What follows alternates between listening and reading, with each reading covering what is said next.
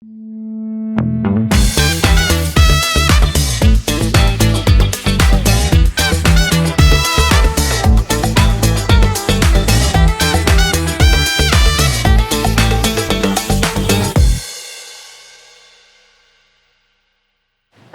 warahmatullahi wabarakatuh. Halo warga Kota Banjarmasin dan seluruh insan perhubungan dimanapun Anda berada.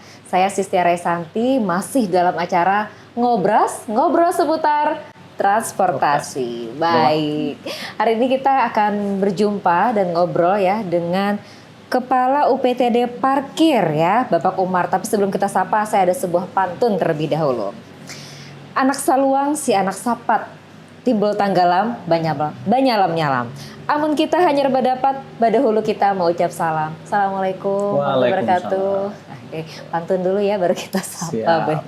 Baik, Pak Umar apa kabar? Alhamdulillah baik Mbak. Baik, iya. Masih semangat? Insya Allah semangat. Sudah siang ya hari ini ya? Sudah siang dan sudah makan siang juga. Alhamdulillah. Baik, hari ini kita akan berbincang ya seputar tentunya UPTD Parkir nih Pak Umar. Sekarang kita juga tentunya ada di kantor UPTD Parkir ya, Kota Banjarmasin, dan sesungguhnya apa saja sih tugas dari UPTD Parkir ini Pak? Siap, makasih Mbak ya. UPTD Parkir pada dasarnya adalah penunjang untuk membantu kelancaran lalu lintas di Kota Banjarmasin khususnya ya.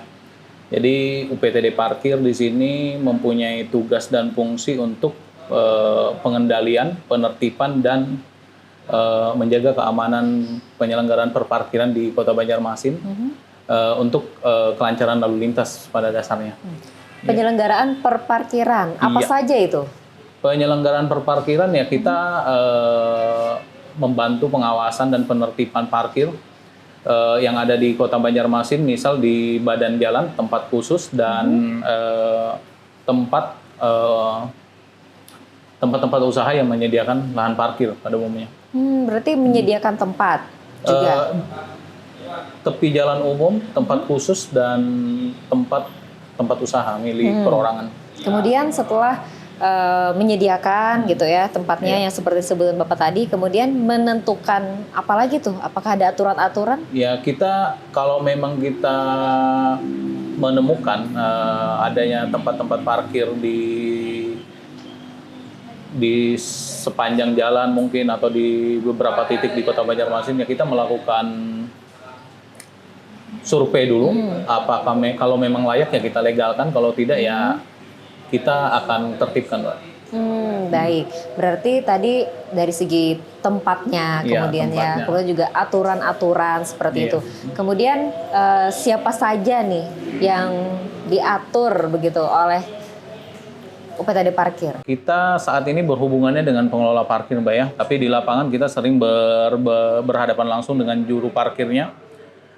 Biasanya kita apabila menemukan titik-titik parkir baru yang belum berizin, ya kita akan koordinasi dengan juru parkirnya dulu. Apabila juru parkirnya memang ada koordinatornya, ya kita langsung ke koordinatornya sebagai pengelola. Kemudian kita kan tujuan penataan parkir ini kan untuk kelancaran lalu lintas ya. Kalau memang lokasi parkir tersebut layak untuk kita legalkan, tidak mengganggu lalu lintas, ya kita akan proses legalisasinya. Oke. Nah, kemudian untuk dalam pengaturan parkir di Kota Banjarmasin ini kendala terbesar di mana, Pak? Kendala terbesarnya mungkin kembali kepada masyarakat ya. Kadang masyarakat ini belum semua tahu tentang regulasi-regulasi yang ada di Banjarmasin.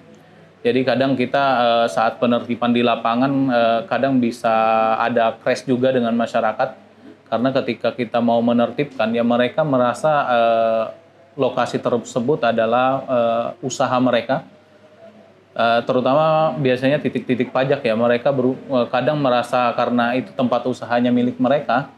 Terus ketika kita mau menertibkan dan mau memberikan izin, terus kalau kita memberikan izin kan biasanya ada kontribusi ke daerah ya berupa pembayaran pajak atau retribusi. Nah, kadang mereka tidak terima dengan akan mengeluarkan uang untuk pembayaran pajak tersebut. Baik. Iya. Jadi masyarakat di sini disebutkan adalah pengelola atau juru parkir? Pengelola dan juru parkir. Pengelola dan juru parkir. Tapi untuk masyarakat pengguna parkir sendiri? untuk pengguna jasa parkir, ya kadang kita temukan di lapangan masih banyak masyarakat yang tidak parkir pada tempatnya. Misal pada trotoar, terus parkir di wilayah-wilayah bahu jalan yang memang di lokasi tersebut ada aturan atau rambu yang memang dilarang parkir sebenarnya. Masih banyak kita temukan. Gini Pak, tempat-tempat atau aturan-aturan tentang perparkiran ini ya sebenarnya tuh udah ada aturan sejak dulu tapi masyarakat nggak tahu. Misalkan tadi bahu jalan, orang kadang kan ngerasa tuh kan lowong-lowong aja bisa lah gitu ya. Apakah banyak ditemukan sebenarnya? Banyak Mbak. Jadi banyak, terutama di daerah kawasan Ayani yang sebenarnya ya trotoarnya sudah bagus, tapi kadang-kadang masih diparkiri orang-orang juga Itu masyarakat. sebenarnya tidak boleh? Tidak boleh. Nah, pemirsa itu sebenarnya tidak boleh ya. Jadi kalau misalkan walaupun sebentar, Ya nggak bisa Mbak. Ya kan walaupun sudah cuma ada berhenti aturan. aja, Ya, stop berhenti aja. kan itu memang nggak bisa. Nah, karena kan masih ada kadang pemirsa ya yang beranggapan saya kan tidak parkir, saya stop aja karena saya masih ada di Ya dalam mobil. mungkin bisa memperhatikan lebih detail lagi ya, rambu-rambu di sekitar situ ya. Kalau memang ada rambu untuk parkirnya silakan. Tapi kalau tidak, kalau masih ada rambu S merah atau dilarang parkir ya jangan dulu.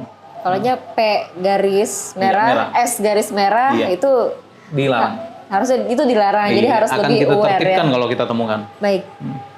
Saya dulu pernah ada teman saya ya, sebentar aja padahal stop gitu ya, dia di trotoar ngambil berkas aja sebentar gitu, balik-balik kena gitu. Iya, karena dia di trotoar pastinya. Iya. Ya mungkin kalau memang stop juga ya jangan di trotoar lah. Ya bisa mungkin kalau memang mobil tidak dalam kondisi mati ya silakan. Tapi jangan di trotoarnya Mbak. Di jalannya di, boleh? di bahu jalannya mungkin bisa. Oh, Asal jangan baik. mengganggu lalu lintas yang Ya. sedang aha. aktif di situ. Tapi sebenarnya dia tuh bisa sih parkir, iya. cuman dia malas aja. Ya waktu itu kadang-kadang masyarakat begitu. Jadi supaya hancap jadi Supaya hancap. supaya hancap padahal sutumat aja Pak lah, tinggal berbelok sedikit itu parkir. Itu bentuk penertibannya diapain? Saat ini kita kadang masih berupa teguran ya. Kita masih berupa teguran. Kita memberikan semacam selebaran tentang Undang-Undang Lalu Lintas Angkutan Jalan nomor 2 tahun 2009 kalau nggak salah. Sama kita mensosialisasikan penggunaan penggunaan bahu jalan. Penggunaan bahu Ya, jalan. bahu jalan Baik. ada perda, kita lupa nomor berapa. Jadi kita di dalam brosur itu kita sampaikan informasi-informasi tersebut. Tapi kadang ini kita ada kalanya mungkin bisa beberapa bulan sekali kita melaksanakan kegiatan bersama aparat penegak hukum. Dalam ini biasanya kita Polresta dan Kejaksaan. Kita lakukan sweeping di jalan, razia di jalan. Dan kita akan lakukan penilangan sesuai dengan pelanggaran yang dilakukan masyarakat tersebut. Jadi bahkan bisa sampai ditilang Iya, ya Pak ditilang. ya. Tapi saya juga pernah ada yang diderek begitu. Iya, itu biasanya kami direct juga. Atau dikempesin bisa juga kemarin. Oke, nah tadi kan sempat disebutkan untuk pelegalan seperti Iya. itu. Berarti ada ditemukan, ada lahan-lahan yang ditemukan belum legal seperti itu. Iya. Nah, untuk pelegalan itu sendiri sebenarnya seperti apa Pak tahap-tahapnya? Susahkah? Mudahkah? Kita selama ini cukup mudah ya. Kita kalau memang ada masyarakat yang ingin menjadi pengelola parkir, baik itu wajib retribusi ataupun wajib pajak, silahkan langsung datang ke sini aja. Di sini kita siapkan formulir ke UPTD Parkir ya. Langsung ke UPTD Parkir saja. Nanti kita berikan formulir atau bisa nanti meminta informasi ke kami melalui media sosial, mungkin Instagram kami di UPTD Parkir. Silakan DM kalau memang nanti kita kirim persyaratan-persyaratannya. Cukup mudah kok, KTP, foto, beberapa surat yang memang harus kita lengkapi. Misal untuk pajak kan, pajak ini kan ini milik perorangan ya. Untuk pajak mereka wajib mendapatkan persetujuan dari pemilik tempat. Pemilik lahan iya, ya? Pemilik lahan. Apabila sudah diizinkan untuk memarkir di situ ya kami akan pertimbangkan. Nah, syarat untuk lahan itu sendiri Iya. harus punya sendiri atau punya orang lain boleh? Sebenarnya bisa punya orang lain. Contoh aja kita punya ruko, misalnya ruko punya saya nih, tapi disewa orang lain untuk tempat usaha. Tempat usaha itu sudah jalan, kemudian ada pelanggan, terus ada orang yang mau memarkir. Ya orang ini bisa jadi pengelola atau si pemilik usaha bisa jadi pengelola langsung, kemudian menunjuk tukang parkir bisa. Baik. Yang penting harus ada izin dari si pemilik usaha di situ. Di mana aja bisa? Di depan rumah saya gitu bisa nggak? Bisa, Oh, silakan. Walaupun di dalam perumahan gitu. Jadi tetangga-tetangga yang mau parkir. Banyak kami temui yang rumah mereka dijadikan tempat parkir banyak. Oh, Ada. Ya, oh ya, dulu saya ingat waktu SMP dulu titip motor gitu kan, harusnya SMP gak boleh bawa Itu motor. di bagian Tapi titip Banjarmasin Barat banyak kita temukan. Iya, jadi ada yang dia menjadikan lahan rumahnya itu buat anak-anak, kan nggak boleh di sekolah ya kan. Akhirnya banyak. itu juga itu harus terserah daftar. mereka kan jadinya pengusaha parkir kan, ya itu urusan mereka sih sebenarnya. Tapi harus ya, kalau misalkan Ya harus berizin. Okay. Harus berizin. Tetap harus berizin. Kan ya namanya pengusaha kan harus bayar pajak juga kan. Oh iya, kadang mungkin kan cuman ini aja, ya udah pendapatan tambahan gitu. Ya di masyarakat masih sering kita temui statement-statement Ngapain kayak gitu. ngurus-ngurus nanti setor ya. Pak, ini kayaknya salah satu unek-unek masyarakat yang terbanyak deh ya. Karena parkir ini masalah uang kecil, Iya. tapi bisa jadi besar gitu ya. Betul. Bisa jadi pertumpahan emosi dan darah mungkin seperti itu ya. Nah, jika nih masyarakat ada yang merasa dirugikan atau mungkin ada keluhan aja seperti itu, harusnya dia kemana sih? Oh ya. Untuk keluhan masyarakat kita siap menerima, mau langsung ke sini atau melalui media sosial kami, silakan di UPTD Parkir Banjarmasin melalui Instagram, atau hampir tiap minggu juga kami menerima laporan di kanal pengaduan Pemko Banjarmasin di lapor Baiman ya kalau nggak salah. Nah itu insya Allah apabila ada laporan ya langsung kita tindak lanjuti biasanya. Paling banyak laporan seperti apa? Paling banyak terkait tarif sih ya, tarif dan pelayanan. Jadi Pelayanan sebenarnya parkir. nih, mungkin bisa disampaikan Pak, sebenarnya tarif parkir itu berapa? Tarif parkir kita masih berpedoman pada Peraturan Daerah Nomor 2 Tahun 2016 ya. Untuk yang umum ya roda 2 itu masih 2.000.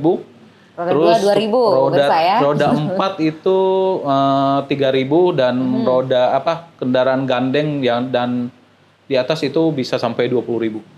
Oke. Roda 4 tuh apapun kan Pak ya? Roda 4 mau yang itu kecil sampai besar, mobil besar. ya, mobil besar ada lagi. Mobil besar beda lagi. Iya, beda Oke, lagi. minibus mungkin seperti yang isi 16 Ya, begitu. bisa 20.000 ya. Oh, baik. Tapi intinya kan yang paling banyak nih yang 2.000 dan Iya, 2.000 dan 3.000 sebenarnya. Kalau nggak dapat kembalian, Pak, boleh nggak lapor di sini?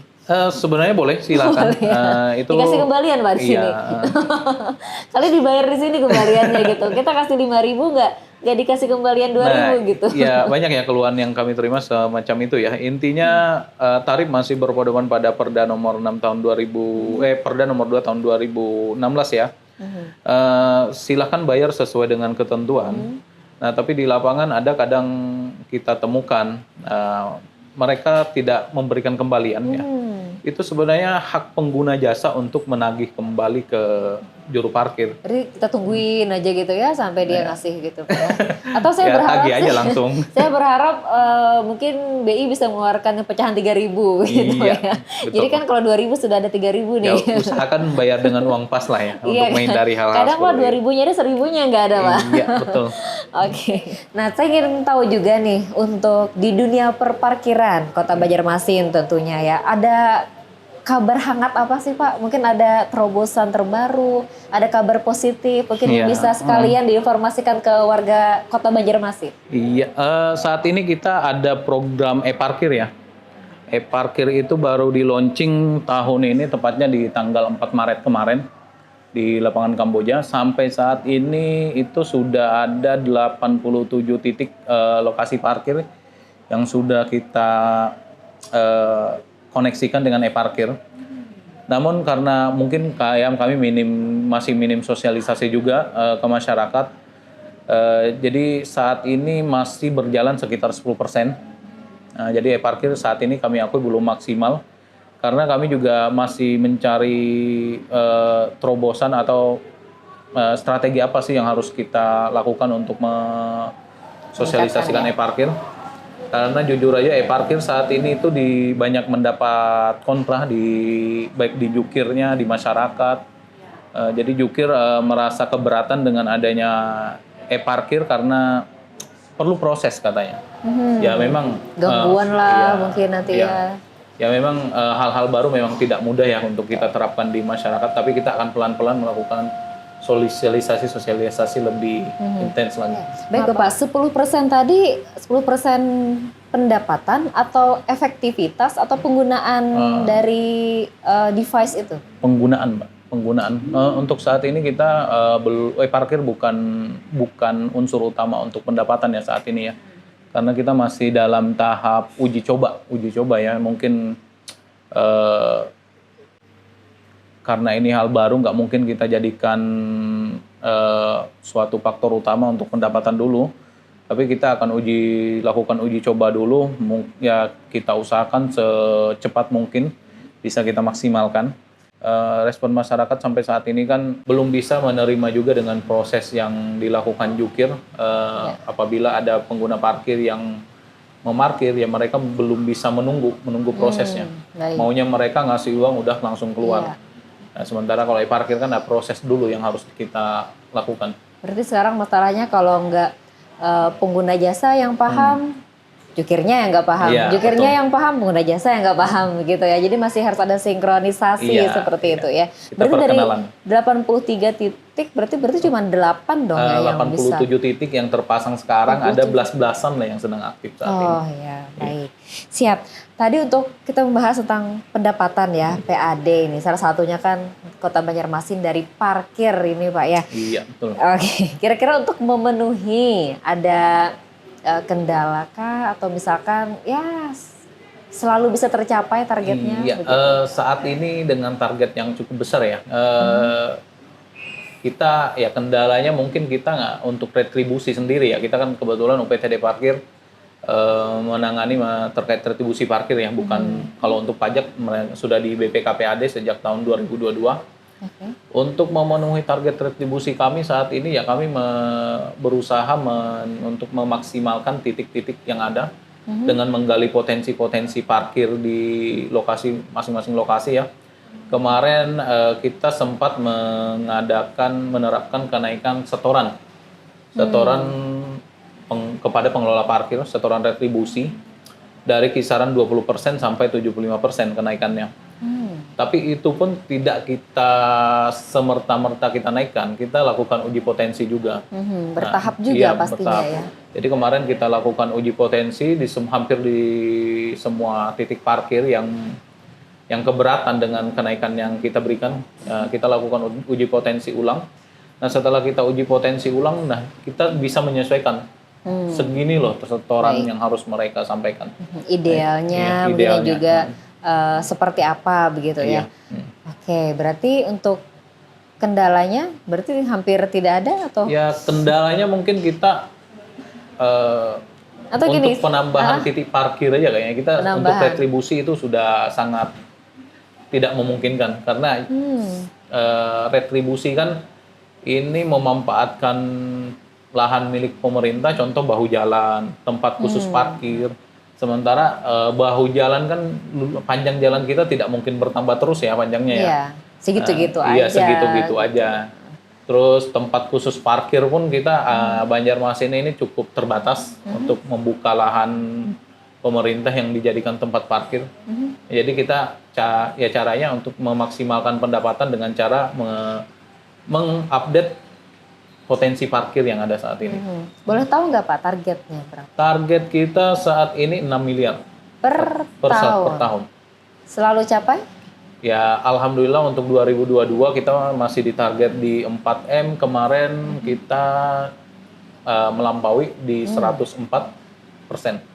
Jadi berapa tuh? Ya, sekitar 4M 100 jutaan lah. Oke, tapi tercapai ya alhamdulillah. Tepuk tangan sekali lagi. Oke, untuk tahun ini 6 M. Optimis? Insya Allah optimis. Insya Allah optimis. Oke. Itulah tadi pemirsa ya, kita sudah berbincang dengan Pak Umar, Kepala UPTD Parkir. Mungkin sebelum kita tutup, terakhir Bapak harapan-harapan kepada masyarakat, tentunya khususnya warga Kota Banjarmasin. Oke, mungkin kami dari UPTD Parkir berharap ya ke depan bisa kita bisa menjalankan semua program pemerintah Kota Banjarmasin untuk penataan Kota Banjarmasin ya. Khususnya untuk perparkiran kita akan memaksimalkan e-parkir. Ini sebenarnya untuk perbaikan pelayanan juga di perparkiran. Karena selama ini banyak kita terima aduan-aduan masyarakat terkait tarif-tarif yang melebihi ketentuan ya. Nah, kita berharap dengan e-parkir ini bisa meminimalisir hal-hal seperti itu ya. Ya mungkin kepada masyarakat juga kami minta untuk selalu mematuhi aturan-aturan lalu lintas yang sudah kita berlakukan di Kota Banjarmasin ini. Iya. Baik, terima kasih Pak Umar waktunya hari ini. Sama-sama. Semoga warga Kota Banjarmasin juga semakin mengenal gitu ya, Siap. semakin cinta dengan Kota Banjarmasin. Terima kasih Pak Umar, Kepala UPTD Sama-sama. Parkir Kota Banjarmasin. Baik pemirsa, usai sudah ya perbincangan kita dengan Pak Umar, Kepala UPTD Parkir Kota Banjarmasin, dan tentu saja kita nanti akan hadir lagi di episode yang lainnya, tetap dalam Ngobras, ngobrol seputar transportasi. Dan Assalamualaikum warahmatullahi wabarakatuh. Waalaikumsalam.